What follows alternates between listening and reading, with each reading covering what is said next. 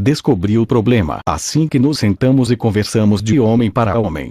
Ao promovê-lo, eu o transformei em um empregado administrativo, obrigado a fazer exatamente o que ele detestava fazer: burocracia.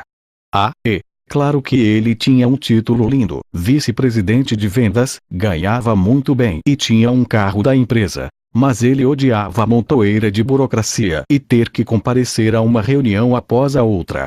O que ele gostava mesmo era de sair em campo e conversar com os clientes. Então ele voltou a ser vendedor? Perguntei curioso. Sem dúvida. É difícil encontrar bons vendedores. Dei-lhe um aumento de salário, um território maior e deixei que ele continuasse com o carro da empresa. Ele ficou mais rico e o negócio também. E qual é a terceira lição? Perguntei. A terceira lição é que existem dois tipos de comunicadores, respondeu o pai rico. Um deles vem conversar com você cara a cara quando se sente incomodado ou descontente, e põe as cartas na mesa. E o outro? O outro apunhala você pelas costas. Começa a fofocar, a falar mal de você. Espalha boatos e reclama com todo mundo menos com você. Os comunicadores deste tipo são basicamente covardes. Falta-lhes a coragem para enfrentar você, a coragem de ser direto. E frequentemente eles culpam você pela própria falta de coragem. Dizem que você é muito vingativo ou que tem medo de serem demitidos. Essa percepção pode até ser correta, mas essas pessoas geralmente preferem falar pelas costas, em vez de conversar frente a frente. É simplesmente a sua natureza. E como é que o Senhor lida com gente assim? Bom, uma das formas é lembrar à equipe que existem esses dois tipos de comunicadores a cada reunião que se realiza. Eu digo a eles: há gente que fala com franqueza e gente que fala pelas costas. De que tipo vocês são? Depois que toda a empresa fica ciente da existência dos dois tipos, os próprios empregados geralmente recordam esse fato a qualquer um que ande fofocando. Isso não acaba completamente com as fofocas, mas reduz o volume. Normalmente, a comunicação geral melhora. Digo também a eles que prefiro ser apunhalado pela frente e não por trás. E assim não digo o que eles devem fazer. Deixo a escolha por conta de cada um. O Senhor já foi apunhalado pela frente. Várias vezes, e foi porque eu mereci. Eu precisava ser corrigido e lembrado de que devo ter a mente tão aberta quanto a mente de qualquer um. Mas por mais que tivesse doído, doeu menos que uma apunhalada por trás. As pessoas não têm medo de ser demitidas.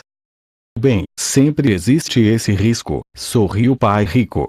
Por isso é preciso ter coragem e uma excelente capacidade de se comunicar para ter sucesso nos negócios. Muitas vezes não é o que você diz, mas, sim, como você diz. Sendo assim, você tem que colocar o seu raciocínio criativo para funcionar quando prevê que o diálogo será penoso, e imaginar a maneira mais delicada de dizer o que tem que ser dito. E lembrar-se sempre de que a comunicação não consiste apenas em falar. Também é preciso ouvir. Quando duas pessoas incomodadas falam ao mesmo tempo, o atrito aumenta e a comunicação diminui. Deus nos deu dois ouvidos e uma boca para nos lembrar de ouvir mais do que falar. Então o ser empreendedor tem muito a ver com pessoas e a capacidade de se comunicar com elas. Pai rico concordou e prosseguiu: a liderança exige muita capacidade de comunicação. Se você quiser ser um bom empreendedor, concentre-se em melhorar a sua capacidade de comunicação. Uma das primeiras etapas do desenvolvimento da liderança é criar coragem para ser um comunicador cara a cara e aumentar sua capacidade de comunicação. Duvido que o negócio, cujo dono seja um comunicador do tipo que fala pelas costas, chegue algum dia a crescer. O empreendedorismo é para os corajosos e não para os covardes. Se você se empenhar em melhorar permanentemente a sua capacidade de comunicação, a sua empresa sem dúvida crescerá. Lembre-se que o fato de estar falando não quer dizer que você esteja necessariamente se comunicando. E em matéria de vendas, falar e ficar falando não é o mesmo que vender. A comunicação é uma coisa muito mais complexa do que ficar simplesmente movimentando o queixo e a língua. Fiquei calado, enquanto meu pai rico saboreava o prato que havia escolhido, e voltei a pensar no pai de família irritado que pai rico havia dispensado como cliente. Por fim concluí. Então foi por isso que o senhor disse àquele cliente irritado que os pacotes de turismo estavam lotados. Foi melhor do que dizer o que o senhor achava dele. Foi mesmo. Como empreendedor, uma das suas tarefas é proteger o seu negócio e os seus empregados contra os clientes que não servem os clientes que querem mais do que estão dispostos a pagar ou que querem receber alguma coisa em troco de nada. Tive que me livrar daquele sujeito, sem discutir novamente com ele. Eu sabia que ele me apunhalaria pelas costas se entrássemos em discussão. É por isso que faço questão de me livrar dos clientes desprezíveis, de maneira educada e discreta. Mas não seria isso crueldade ou discriminação contra as pessoas pobres? E quem falou em pessoas pobres? Disse pai rico erguendo a voz. A palavra que usei foi desprezível, clientes desprezíveis. E não pobres. Existe uma diferença. Existem ricos desprezíveis e pobres desprezíveis. Ser desprezível não tem nada a ver com dinheiro, tem a ver com uma atitude mental. Em alguns casos, eu diria que ser desprezível é quase uma doença mental. Além disso, não classifico as pessoas desprezíveis na mesma categoria que as pessoas que procuram pechinchas. Todo mundo gosta de uma boa pechincha. Mas por mais que alguém queira valorizar o próprio dinheiro, são poucas as pessoas que querem valorizá-lo à custa dos outros, que é exatamente o que um cliente desprezível faz. As pessoas desprezíveis são quase ladrões, e às vezes são ladrões mesmo. Quando não estão roubando dinheiro, estão roubando o seu tempo e a sua energia. Gente assim rouba a sua paz de espírito. E continuou. Em relação a todo o prejuízo que aquele camarada causou a nosso negócio, teria sido melhor hospedá-lo de graça. Ele sugou o ânimo da empresa durante meses. Aparentemente gostava de nos enrolar. Mudava a toda hora o que fora combinado, dizendo que havíamos dito o que não disséramos. Queria sempre levar vantagem, mesmo depois de ter concordado pagar determinada quantia. Parecia gostar que fôssemos atrás dele. E em vez de dedicarmos nosso tempo aos bons clientes, perdemos tempo com um mau pagador. Ter um cliente desprezível pode nos custar os bons clientes. É por isso que eu digo que você tem que se livrar dos maus clientes. Eles saem caro demais. Esta lição é muito importante se você quiser ser um bom empreendedor. Não esqueça, cuide muito bem dos seus bons clientes e livre-se dos ruins. Como encontrar bons clientes? Em matéria de negócios, a palavra margem sintetiza um conceito muito importante, tão importante quanto o conceito expresso por fluxo de caixa. Na verdade, as duas expressões são intrinsecamente relacionadas. Dito de maneira muito simplificada, a margem é a diferença entre o custo de produção e o preço de venda do seu produto. Digamos, por exemplo, que o custo de fabricação da sua engenhoca seja $2 e que você venda essa engenhoca por $10. Nesse caso, a sua margem bruta seria $8. Existem 3 razões para a margem bruta obtida a partir do produto ser tão importante. 1. A margem bruta custeia o resto do triângulo DI. Observando o triângulo a seguir, você poderá notar que a margem precisa gerar um fluxo de caixa suficiente para custear o resto do triângulo. É a margem que financia a folha salarial, os honorários pagos a advogados, os sistemas operacionais, o marketing e a contabilidade do negócio. Tudo isso também é chamado de despesas operacionais. 2. A margem determina o preço do seu produto. Evidentemente, quanto maior for a margem, maior será o preço do seu produto. 3. O produto e o preço determinam quem é o seu cliente. Vamos recorrer a um exemplo da indústria automobilística para esclarecer melhor este conceito. Ninguém ignora que o Rolls-Royce é um automóvel muito caro e atrai um determinado tipo de clientes. Se a Rolls-Royce anunciasse subitamente que vai produzir um modelo econômico, grande parte de seus clientes ricos começaria provavelmente a se interessar por outra marca de automóveis. Carro errado, preço errado, cliente errado. A Jaguar anunciou recentemente que vai parar de fabricar seu modelo econômico, pois percebeu que a oferta de um modelo barato havia prejudicado as vendas dos modelos normais. Depois de perder US$ 700 milhões em 2004, a empresa percebeu finalmente que é obrigada a ficar no segmento dos automóveis mais sofisticados e não tentar obter uma participação no segmento dos automóveis intermediários. Hoje em dia, muitas marcas são fabricadas numa mesma fábrica.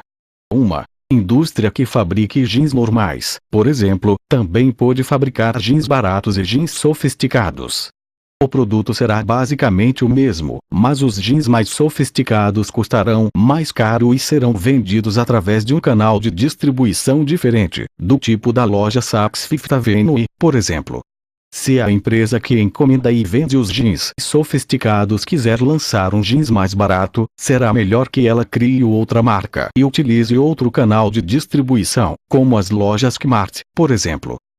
Na verdade, é exatamente isso que muitas empresas fazem. Fabricam o mesmo produto com marcas diferentes, cobrando preços diferentes de clientes diferentes. Sendo assim, você tem que equiparar o produto e o preço às necessidades, desejos e egos dos clientes visados. Em muitos casos, o ego do cliente é muito mais importante que seus desejos e necessidades. Quanto vale o seu produto? Em 1996, depois que a produção do jogo Cash Flow entrou na reta final e os jogos estavam quase prontos para serem comercializados, a pergunta seguinte foi: quanto vale este jogo? Ou seja, por quanto podemos vender este jogo? Quem conhece nosso jogo deve ter notado alguns dos desafios que fomos obrigados a enfrentar. Quando Kim e eu vimos pela primeira vez a versão acabada do jogo, ficamos orgulhosos como os pais de um recém-nascido. Mas também ficamos preocupados. A caixa do jogo ficou ótima, mas achamos que poderia ter ficado mais parecida com as caixas dos jogos recreativos e com menos jeito de jogo instrutivo. Quisemos que ela fosse colorida e divertida porque queríamos que fosse divertido aprender. Mas, quando vimos o produto acabado, começamos a pensar quanto uma pessoa aceita pagar para se divertir. Queríamos que as pessoas soubessem que o jogo era educativo, mas, pensando bem, quanto alguém pagaria por educação? Observando pela primeira vez nosso produto acabado, Kim e eu percebemos que teríamos que enfrentar sérios desafios de marketing. Querendo descobrir o que o mercado iria achar do nosso produto, reunimos um segundo grupo de pessoas que não nos conheciam, tal como fizéramos por ocasião do teste beta. E perguntamos às pessoas o que achavam da embalagem. O feedback foi desde parece maravilhoso até parece idiota. As pessoas do grupo não sabiam que nós que havíamos criado o jogo e, sendo assim, suas opiniões foram muito francas. Em seguida, perguntamos quanto elas achavam que o jogo deveria custar. Sempre ignorando quem éramos nós e o que a criação do jogo havia exigido, e ainda não tendo jogado o jogo, elas sugeriram preços variando entre $19,95 até $39,95. Isso foi ainda mais deprimente. Àquela altura, o custo de cada jogo havia sido $46, devido ao pequeno lote de produção, e esse custo nem incluía o custo de desenvolvimento. Teríamos que começar com um produto com margem negativa, antes mesmo de agregar o custo do resto do triângulo DI. Na época em que fabriquei as minhas carteiras de nylon, a piada entre os fabricantes era: e daí que estamos perdendo $2 por unidade? Vamos recuperar isso com o volume das vendas. Chamando um consultor, Sharon tinha experiência no ramo de edição e jogos e tinha também um amigo que trabalhava como consultor do ramo de brinquedos, ele mesmo experiente em matéria de jogos de tabuleiro. Depois que experimentou o jogo, esse consultor emitiu sua opinião: o jogo é difícil demais. As pessoas de hoje são menos inteligentes. Se o banco imobiliário fosse lançado hoje, ele também seria rejeitado por ser muito difícil. Hoje em dia, os jogos de tabuleiro têm que ser tão simples que as regras possam ser aprendidas em questão de minutos. Perguntamos também a ele por quanto achava que poderíamos vender os jogos e a resposta foi: Vocês poderão pedir $39 no varejo. Isso quer dizer que terão que vendê-los por $20 ou talvez menos no atacado, se forem comercializá-los através de uma grande rede como a Walmart. Talvez tenham que vendê-los até por $10, só para conseguir que os jogos cheguem às lojas. A esta altura, Sharon acrescentou, ainda por cima, mesmo que os jogos cheguem às lojas, teremos um problema considerável com os clientes que devolverem o produto, as pessoas que talvez tenham comprado o jogo porque acharam que ele seria divertido. A caixa do jogo insinua diversão e ele será colocado junto com os outros jogos. Muita gente vai devolver o jogo quando descobrir como é difícil entendê-lo e que se trata de um jogo educativo. Correremos o risco de enfrentar enormes perdas com as devoluções e os jogos danificados. Procurando outras soluções, era mais que evidente que nosso jogo não era destinado ao grande público. Sabíamos que o jogo não era para qualquer um. O jogo fora desenvolvido para quem achasse que sua educação em matéria de finanças era importante. O problema era encontrar esses clientes em meio a um mar de gente. Além disso, era difícil classificar o jogo em termos demográficos. Se tivéssemos escrito um livro para crianças, por exemplo, seria fácil distribuí-lo. Bastaria colocá-lo em qualquer lugar onde os pais compram coisas para seus filhos. Mas nosso jogo podia ser jogado por qualquer pessoa medianamente inteligente, fosse ela uma criança ou um adulto. Também não importava que a pessoa fosse rica ou pobre, desde que ela valorizasse sua educação financeira. E nós sabíamos que nossos clientes queriam ser financeiramente proativos. Depois de ensinar empreendedorismo e investimentos durante anos, eu sabia que as pessoas querem ter mais dinheiro, mas poucas se dão realmente ao trabalho de aprender como ganhar dinheiro. O desafio era encontrar os clientes que iriam querer o jogo educativo e as informações que ele tinha a oferecer. Assistindo a um seminário sobre marketing, eu havia aprendido uma norma conhecida como os 5 Ps. Creio que os PS foram identificados por Jerome McCarthy. 1. Produto, product. 2. Pessoa, person. 3. Preço, price. 4. Ponto, place. 5. Posição, position. Quem quiser se dar bem no mercado precisa saber qual é o produto, quem é a pessoa que irá comprá-lo, qual é o preço que essa pessoa está disposta a pagar, o ponto onde esse produto deve estar para que o cliente possa encontrá-lo e como posicionar o produto no mercado, ou seja, se o produto será o maior, o menor, o primeiro, o último e assim por diante. Os empreendedores gostam de resolver problemas e eu não sou diferente, mas aquele problema me deixou empacado. Tudo que eu tinha era o primeiro dos 5 Ps. Certo dia, um amigo me telefonou e disse que viria a Phoenix para assistir a um seminário especial sobre marketing, e perguntou se eu também não gostaria de assistir. Agarrei a oportunidade com unhas e dentes. Havia aproximadamente 300 pessoas no auditório e, pelo jeito, a maioria era formada por empreendedores. Mas poucos tinham aquele ar de grande corporação.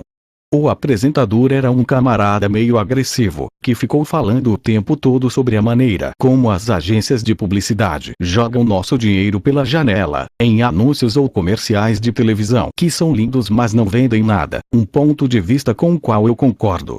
O homem dizia: a finalidade do marketing é conseguir que o telefone toque. Com essas agências de publicidade, os únicos telefonemas que recebemos são delas mesmo, pedindo mais dinheiro para pagar mais publicidade, para que elas recebam mais comissões. Agora, há de quem perguntar se elas podem garantir ou pelo menos medir as suas vendas. Na maioria dos casos, elas não garantem os resultados.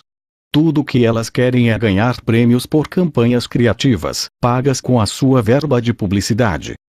Vendas igual receita. O seminário era exatamente o que eu estava procurando. Marketing para empreendedores e não para as grandes corporações que têm milhões de dólares para gastar. O instrutor tinha um histórico de grandes sucessos e contava casos da vida real.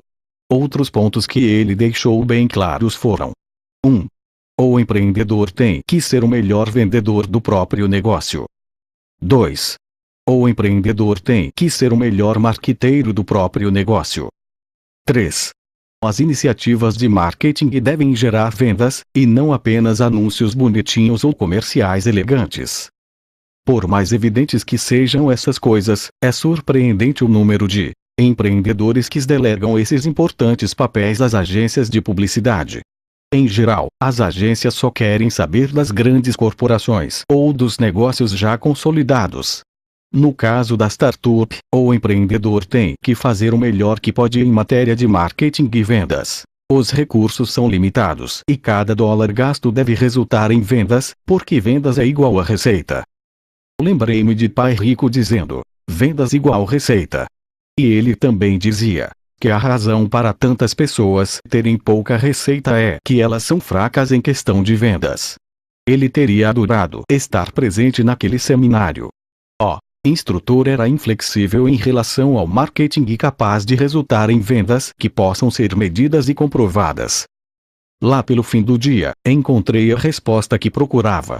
Discutindo como decidir o preço de um produto, o instrutor disse: existem 3 pontos em matéria de preço. O produto de menor preço, o produto mais caro e o produto de preço intermediário. O pior preço é o intermediário. Ninguém sabe quem você é. O problema do menor preço é que sempre existirá quem tente vender por menos e alguém acabará encontrando um jeito de vender mais barato que você. Para ganhar essa guerra de preços, você terá que ganhar cada vez menos dinheiro. E ainda por cima terá que lidar com clientes desprezíveis. Com isso, as peças do quebra-cabeça começaram a se juntar. Lembrei-me imediatamente da conversa que tivera com pai rico anos atrás acerca dos clientes desprezíveis. Quando me concentrei novamente no seminário, o instrutor estava rugindo sobre o fato de a melhor posição de combate ser adotar o preço mais elevado. Tentei manter meus preços baixos quando era um consultor de marketing e principiante. O problema era que, quanto mais eu baixava os preços, mais desprezíveis iam ficando meus clientes. Logo, eu passava mais tempo discutindo meus honorários com os clientes desprezíveis do que propriamente vendendo meus serviços. Quando aumentei ligeiramente esses honorários, entrei na massa constituída por outros consultores de marketing que cobram preços intermediários. E lá estava eu, novamente, discutindo o preço e não o valor do que eu oferecia, daquilo que eu podia fazer por meus clientes. Um dia resolvi ser ridículo e simplesmente aumentei meus honorários, equiparando-os aos mais altos do ramo de consultoria. Em vez de cobrar $50 por hora, comecei a cobrar $25.000 por dia. Hoje em dia trabalho menos, ganho muito mais dinheiro e atendo a uma classe melhor de clientes. Minha mente deu um salto quando ele disse que cobrava $25.000 por dia. Percebi que eu era um dos clientes desprezíveis que ele não queria. Depois que superei o choque de perceber que eu era desprezível, comecei a perceber que era essa mesma insignificância que estava me deixando indeciso quanto ao preço do jogo. Eu estava olhando para o preço e não para o valor. Não brigue pelos clientes de ponta de estoque, trovejava o instrutor. As soluções de compromisso atraem clientes desprezíveis. Então me lembrei do quanto pai rico detestava lidar com gente desprezível. Ele costumava dizer: desenvolva o seu produto e atribua a ele um preço destinado a clientes especiais que o seu marketing deverá então encontrar uma forma de atingir. Seja criativo. Não seja medíocre. A ponta de estoque não é um lugar onde se encontram bons clientes. O livro assume prioridade. Ao anoitecer, fui para casa e convoquei uma reunião com King Sharon. A primeira coisa que disse foi: devemos vender o jogo por $200. Vamos posicioná-lo como o jogo de tabuleiro mais caro do mundo. Ele não é apenas um jogo, é um seminário acondicionado numa caixa. Minhas sócias concordaram sem vacilar com a ideia de vender um jogo de tabuleiro por aquela dinheirama, apesar de nosso grupo de foco haver dito que o jogo deveria custar $39,95. Nosso problema é que andamos pedindo a opinião de gente que dificilmente será nosso cliente. Estamos pedindo a opinião de pessoas que compram na ponta de estoque. Temos que encontrar clientes que valorizam a educação e estão dispostos a pagar para aprender. Temos que achar um jeito de encontrá-los, acrescentou Sharon. E, continuou, nossa prioridade será o livro. Em vez de nos concentrarmos em comercializar o jogo, vamos nos concentrar no marketing do livro. O livro nos ajudará a encontrar os clientes que queremos. O livro será a nossa empresa. Naquela época, Sharon ainda estava aperfeiçoando Pai Rico, Pai Pobre. Meu original tinha mais de 350 páginas e estava cheio de erros gramaticais e ortográficos, além de divagações. Temos portanto que inserir o jogo no livro, disse ela. E voltaremos a botar o pé na estrada, realizando seminários sobre investimentos, disse Kim, trabalhando com o mesmo tipo de clientes que temos trabalhado. É isso. Sharon termina o livro e a gente volta a viajar, apresentando seminários para gente disposta a pagar pela educação financeira. Estamos fazendo isso há anos e o risco é mínimo. Conhecemos o negócio e sabemos como chegar até esses clientes. Em outras palavras, a tântica continua a mesma. A única tântica do negócio é conseguir que as pessoas joguem um cash flow. Vamos nos concentrar nas estratégias. Se as estratégias funcionarem, as pessoas jogarão o jogo. Estávamos de pleno acordo. Divagamos em diferentes direções alguns dias antes, mas agora éramos novamente uma equipe que tinha um plano unificado. Mas por que $200? Perguntou Kim. Como foi que você chegou a esse preço? Demorou um pouco, respondi. Mas quando um instrutor disse um preço mais elevado pode ser percebido como um valor maior, acendeu-se uma lâmpada na minha cabeça. Dei-me conta de que estava sendo desprezível e olhando meu próprio produto com olhar de desprezo, em vez de enxergar o valor oculto no jogo. Então aumentei o preço para $59, mas continuava parecendo desprezível. Agora eu estava na faixa intermediária e não no topo. Pensei então em $99, e achei que poderia vender os jogos por esse preço, portanto, eu ainda não havia chegado ao topo. Senti-me desconfortável quando cheguei a $200, e percebi que havia ultrapassado o nível confortável. Pronto. Eu havia encontrado nosso preço. Bem, certamente isso nos dá uma ampla margem, comentou Sharon raciocinando como contadora. Vai nos ajudar a expandir o negócio. E foi em frente. Com essa margem, poderemos custear projetos que tornem o jogo mais acessível para quem não tem lá muito dinheiro. Podemos constituir uma fundação isenta de impostos, que doe dinheiro a entidades que ofereçam alfabetização financeira. Talvez possamos algum dia custear um projeto que ofereça eletronicamente a alfabetização financeira e o nosso jogo através da internet, a escolas do mundo todo. Então vamos comercializar o livro através dos canais de distribuição convencionais. Isso resolverá a categoria ponto dos 5 PS. Colocaremos nosso produto à vista dos clientes em potencial. Em vez de tentar baixar o preço do jogo, para enquadrá-lo em um canal de distribuição, vamos usar um livro de preço convencional e distribuí-lo através dos canais convencionais. E acabou resumindo: o livro chamará atenção para o jogo, ou pelo menos, nos ajudará a encontrar os clientes, e os seminários venderão o jogo. Mas $200 ainda me parece caro. Bom, comecei a dizer pausadamente, se compararmos o jogo aos demais jogos, ele não vale $200. Mas se compararmos a educação que ele oferece, com a educação convencional, o jogo custará na verdade barato. Basta lembrar quanto custa um curso universitário, em termos de tempo e dinheiro. E a verdade é que, na escola, não se aprende lá muita coisa sobre dinheiro ou investimentos. Além disso, quanto vale o dinheiro que as pessoas perdem jogando no mercado de ações? Sem falar na maior perda, as oportunidades que ficam perdidas.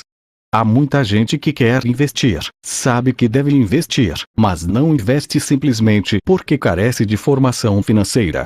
Esse jogo pode não só ajudar uma pessoa a ganhar milhões de dólares, como também a torná-la financeiramente livre. Mas e se as pessoas acharem que estão sendo exploradas? Perguntou Kim. Muita gente vai achar mesmo e nunca comprará o jogo, respondi. Se cobrarmos $200 pelo jogo, as pessoas terão que pensar longamente sobre o valor antes de comprá-lo. E é isso que queremos que elas façam. Queremos que o preço as faça pensar mais no valor do que na diversão. E além disso basta pensar no número de pessoas que cada jogo vai influenciar. Um jogo de $200 pode atingir centenas de pessoas, disse Sharon. Nem todo mundo terá que comprar o jogo.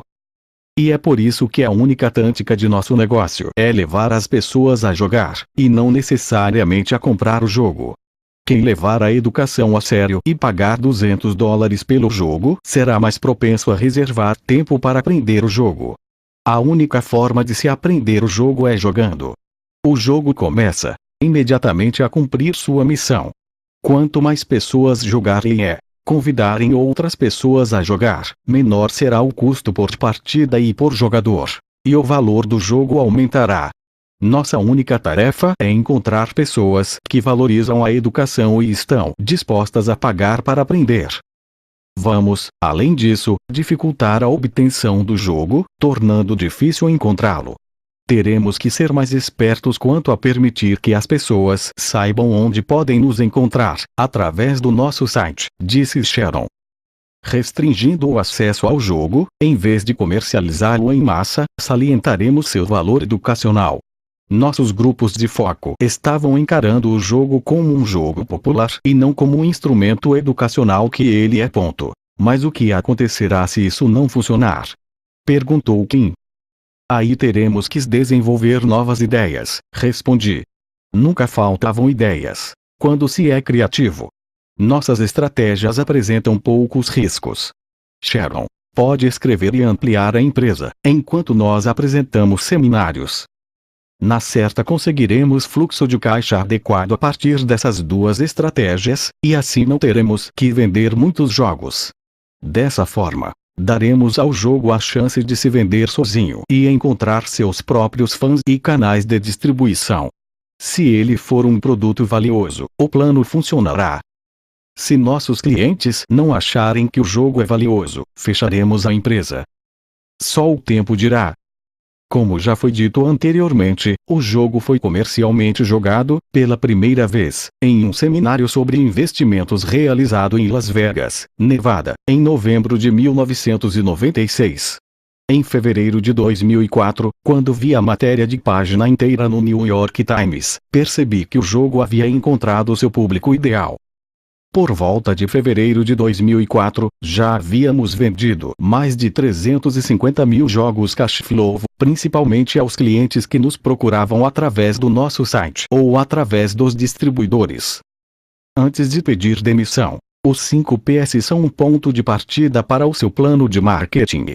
Antes de pedir demissão, lembre-se do seguinte: 1. Existem 3 posições de preço em qualquer mercado. O preço mais alto, o preço intermediário e o preço mais baixo. Decida qual é o preço mais adequado para o seu produto. Lembre-se sempre de que o preço intermediário pode ser o mais cômodo, mas que a faixa intermediária também é a mais saturada. É difícil se destacar na média. 2. Os líderes do menor preço não abaixam simplesmente o preço. Os vencedores na categoria menor preço fazem algo brilhante que seus concorrentes não podem fazer. O Walmart, por exemplo, vende os mesmos produtos que os outros varejistas. O que o Walmart tem é um sistema de varejo muito melhor, que permite a este ganhar muito dinheiro com margens menores. Lembre-se do que Pai Rico dizia: qualquer idiota pode abaixar seus preços e falir. É necessário ser brilhante para baixar os preços, reduzir as margens e ficar rico. E ele também dizia: se você optar por concorrer na faixa de menor preço, você terá que ser um empreendedor melhor do que aqueles que competem na faixa de alto preço. Uma vez que não sou um empreendedor tão bom assim, acho mais fácil competir na faixa de alto preço. 3. Se você pretende cobrar o preço mais elevado do seu nicho de mercado, você terá que dar aos clientes alguma coisa que os seus concorrentes não podem dar.